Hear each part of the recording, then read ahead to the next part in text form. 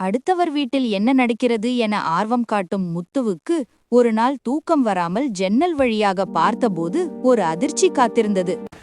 பக்கத்து வீட்டுக்காரர் ராமசாமி ஒரு பெரிய பெட்டியை தூக்க முடியாமல் தூக்கிக் கொண்டு ரகசியமாக தன் தோட்டத்தில் ஒரு குழியை தோண்டி அந்த பெட்டியை புதைத்தார். பின் அங்குமிங்கும் பார்த்துவிட்டு வீட்டுக்குள் ஓடினார். முத்துவுக்கு வேர்க்கத் தொடங்கியது.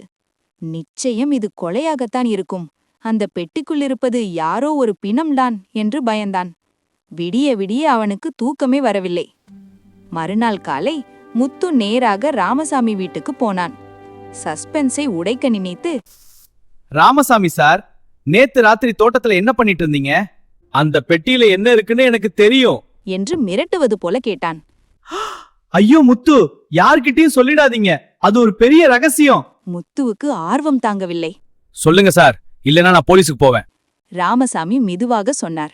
சரி வாங்க. இருவரும் தோட்டத்திற்கு சென்றார்கள். மண்ணை தோண்டி பெட்டியை வெளியே எடுத்தனர். முத்து மெதுவாக பெட்டியை திறந்தான். உள்ளே இருந்தது அனைத்தும் பழைய பொருட்கள். முத்து குழப்பமாக, என்ன சார் இது? இதுக்காகவா இவ்வளவு சீக்ரெட்? என் மனைவி இதையெல்லாம் தூக்கி போட சொன்னாங்க, ஆனா எனக்கு மனசில்ல, அதான் அவங்களுக்கு தெரியாம புதைச்சு வச்சேன். நீங்க புனம் நினைச்சீங்களா? முத்து தன் முட்டாள்தனத்தை நினைத்து தலையில் அடித்துக் கொண்டான்.